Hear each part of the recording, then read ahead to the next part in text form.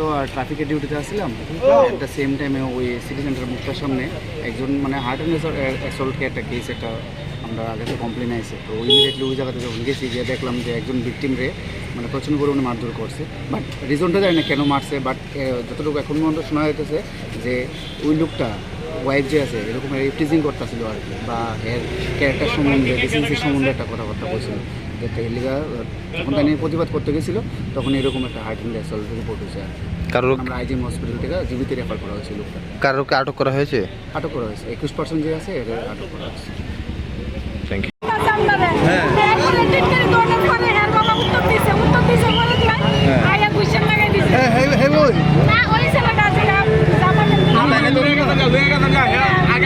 আপনারা কি চিনেন? হঠাৎ করে মানে কি হয়েছে ঘটনা? যারে লয়ে গেছে আপনার হাজবেন্ড তো মানে টিটকারি মারতেছিল, এইভাবে মারছে।